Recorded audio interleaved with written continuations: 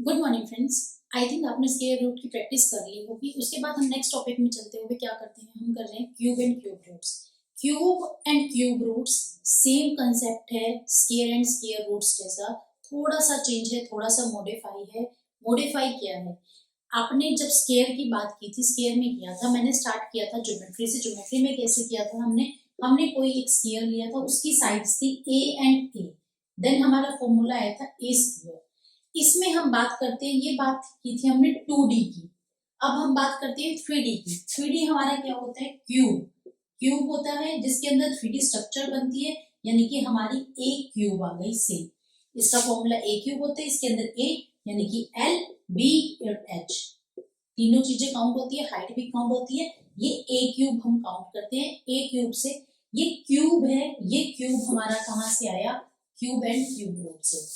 इस क्यूब के अलग अलग तरीके हो सकते हैं, इसको सोल्व करने का, इसको एलोब्रेट करने का बहुत सारे मेथड हो सकते हैं। हमारे स्क्वायर के अंदर जब हमने कंसेप्ट किए थे, हमने इसके अंदर 6 मेथड किए थे स्क्वायर के एंड 3 मेथड्स किए थे हमने स्क्वायर रूट के फाइंड करने के लिए। इसके बाद इसके अंदर जो क्यूब एंड क्यूब रूट्स के बनते हैं, इसके अंदर भी मेथड बनते हैं, पर इतने नहीं बनते 6 एंड 3, इसके अंदर 3 एंड 2 बनते हैं, बहुत सिंपल सिंपल से बनते हैं। उससे पहले क्या है, cube and cube root. Cube हमारी चीज बता रही है कि क्यूब स्क्वायर से कैसे रिलेटेड है। सबसे फर्स्ट थिंग, 2 की पावर स्क्वायर, ये 2 की पावर स्क्वायर है, ये हमारा स्क्वायर हो गया।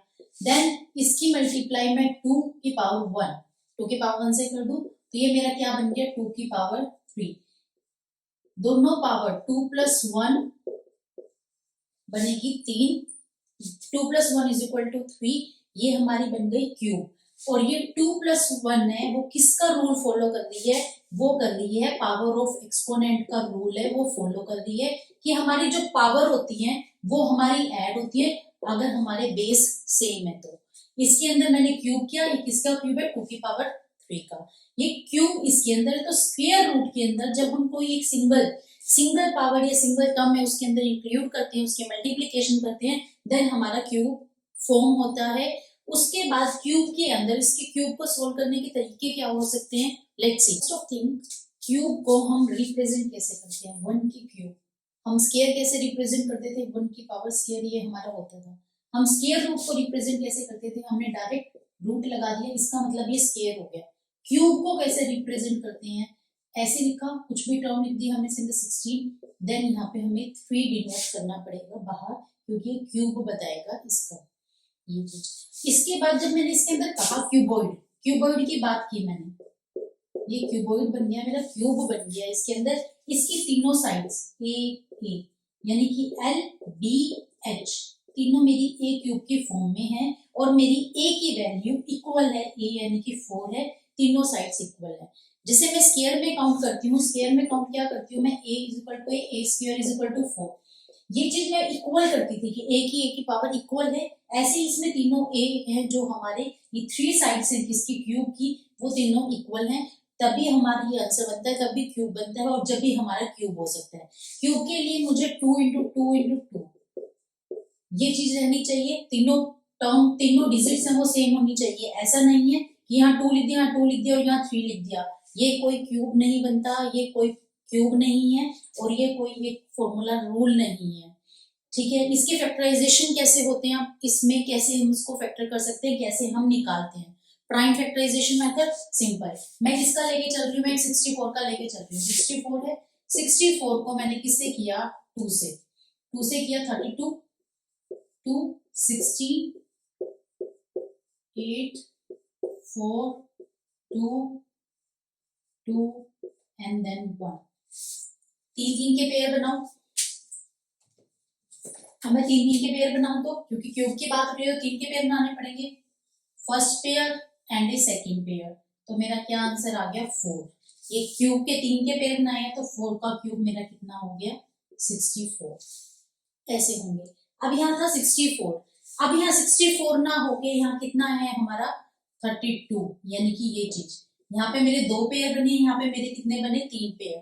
तो ये 3 पेयर तो इसने 2 बता दिया, इसने एक पेयर की कमी रख दी, इसने एक 2 की, इसके अंदर 2 की डिवीजन और मेंशन करनी पड़ेगी, तभी हमारा इसका पेयर बनेगा 64 का, 64 क्यूब बनेगा।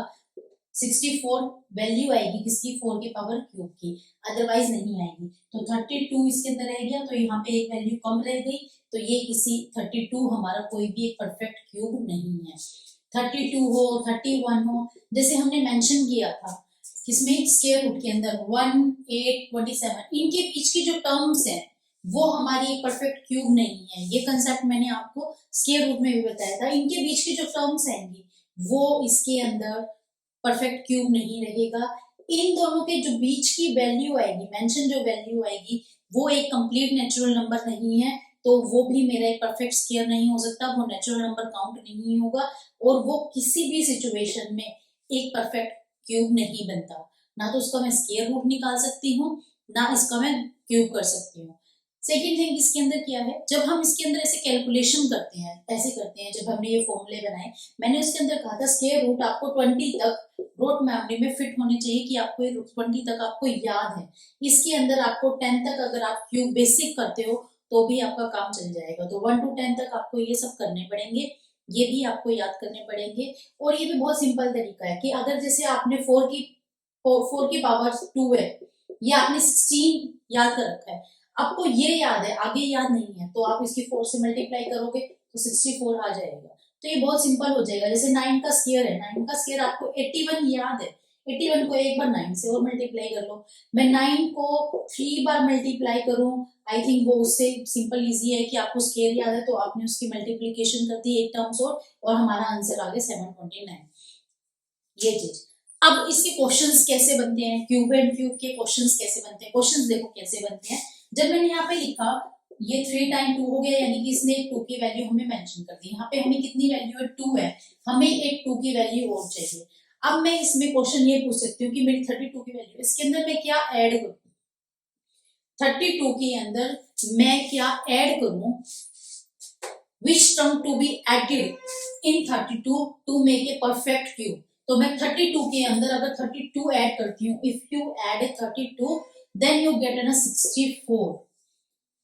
जब 64 आएगा जब भी तो आपका एक परफेक्ट क्यूब बनेगा, अदरवाइज तो बन ही नहीं सकता। तो इसके अंदर मुझे क्या ऐड करना पड़ेगा, 32 ऐड करना पड़ेगा।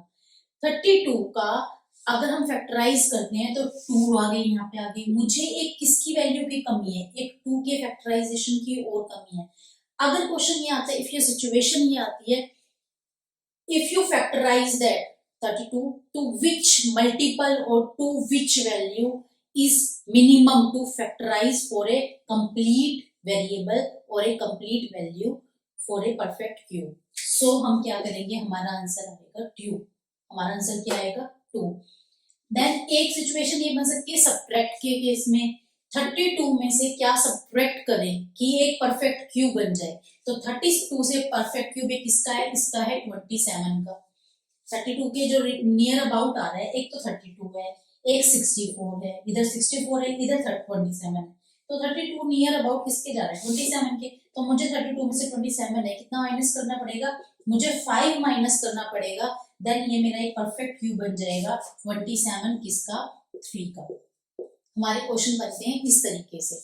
इसके बाद क्यूब के इसके अंदर अब वही सेम चीजें जो हमारे स्क्वायर रूट के अंदर है, इसके अंदर जो वैल्यू हम ले रहे हैं 2, 3, 5, 4 जो हम ये वैल्यू ले रहे हैं वो हमारी कौन सी वैल्यू है, 2, 3, 5, 7, 9, जो भी हम प्राइम फैक्टराइजेशन कर रहे हैं ये सारी वैल्यू हमने प्राइम की वैल्यू मेंशन की है और प्राइम से ही हमारी वैल्यू निकली है। सिचुएशंस क्वेश्चंस जो बनते हैं वो क्वेश्चन मैंने आपको इसके लिए बता दिए। क्यूब के लिए अभी एक जैसे ये चीज आती है 2 into 2 into 2, ये 3 की मल्टीप्लाई है वो 8 आएगा, 8 है, ये मेरा 2 का क्यूब है, ठीक है, अच्छी बात है, ये 2 का क्यूब है। उसके अंदर मैंने कहा था ओड कॉन्जिक्यूटिव नंबर है, ओड कॉन्जिक्यूटिव नंबर यानी कि 1 + 3 है, 4 उसने एक कंप्लीट स्क्वायर बनाया, देन 1, 3 and 5 ये मेरे ओड थे, इन्होंने एक 9 बनाया जिससे मेरा क्या बना, एक 3 का स्क्वायर बना। ऐसे कोई सिचुएशन इसके अंदर 8 के अंदर भी लगनी चाहिए। इसके अंदर क्या लग सकती है, इसके अंदर लगेगी 3 and 5, मतलब मैंने आगे वाला नहीं किया, लास्ट की 2 टर्म्स ली तो मेरा 8 बन गया, तो ये मेरा कितना बन गया, 2 का क्यूब। अब मैं 5 ना लेके 7 + 9 7 11 and 27, ये मेरा बन गया 27, ये मेरा कितना बन गया, 3 का क्यूब। इसके अंदर मैंने 3 टर्म्स ली, कौन सी ली, अपार्ट फ्रॉम दैट 3 and 5 से इनको छोड़कर मैंने उन बाद की टर्म्स ली। अब मैं 11 तक छोड़ के उसके बाद होंगी 13, 15, 17, 19, कितनी 4 टर्म्स। तो देन जब ये कॉन्जिक्यूटिव नंबर ऐड किए, मैंने 11 के बाद की टर्म्स ऐड की, पर ये नंबर जो है वो ओड कॉन्जिक्यूटिव नंबर तो है, इनको ऐड करके ये मेरा क्या बन गया, ये मेरा एक 4 का क्यूब बन गया। ऐसे मैं आगे चलूंगी, उनके अंदर ऐसे क्यूब बनेंगे। तो इसके सिचुएशन में क्या कह सकती हूँ, odd consecutive number, odd consecutive number है कोई, मैंने इसके अंदर ये नहीं लिखा स्टार्टिंग फ्रॉम ए 1 और 2 एंड ए 3, ऐसा मैंने कुछ मेंशन नहीं किया। उसके अंदर ये बात मैंने नोटिस की थी, ये चीज मैंने लिखा था, odd consecutive number always started from a 1, यहाँ पे ओड कॉन्जिक्यूटिव नंबर होने चाहिए, दैट्स इट। उसके अंदर मैंने वो इक्वल किया, ओड कॉन्जिक्यूटिव, कॉन्जिक्यूटिव यानी लगा था 15 13 14 ये ओड आ गए, then make a pair of a cube and if anybody else a cube, एक क्यूब बनाएंगे, 3 का क्यूब बनाएंगे, 4 का क्यूब बनाएंगे, ऐसे होगा। अब इसके अंदर क्या बनती है, ये क्यूब के इतने ही कंसेप्ट बनते थे, क्यूब से इतने जो इसके अंदर मेन चीज आती थी वो मैंने आपको बता दी। अब क्यूब रूट, क्यूब रूट क्या है, क्यूब रूट मेरा एक रूट आएगा किसी भी एक टर्म के ऊपर, 27, नोटेशन होगी इसकी 3, वही सेम, पहले इसकी हम क्या करेंगे फैक्टराइजेशन, फैक्टराइजेशन कैसे, प्राइम फैक्टराइजेशन, मैंने 27 है, मैंने 3 पे भेजा, 9 3 एंड 3, ये मेरा 1 आ गया, एक कंप्लीट पेयर कंप्लीट हो गया।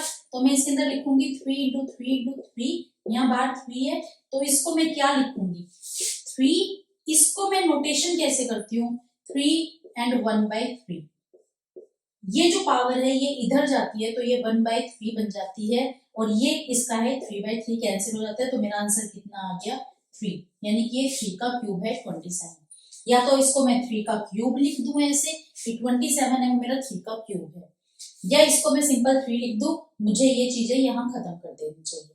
तो ये इस तरीके से हो सकता है, वो क्वेश्चन की डिमांड है हमें इस तरीके से पूछा है या हमें इस तरीके से पूछा है। उसके अंदर ये सिंपल पूछ ले कि वैल्यू कौन सी है, प्राइम वैल्यू कौन सी आ रही है, तो 3 आ गया। उसके अंदर ये पूछ ले कि किसका क्यूब आ रहा है, क्यूब मेंशन करना है, तो हमें यहाँ 3 का क्यूब दे दिया। अगर वो सिंपल सोल्व करते हैं इसका क्यूब क्या बनता है 3 एंड 27, तो मैं इसका आंसर लिखूंगी 3 की पावर क्यूब।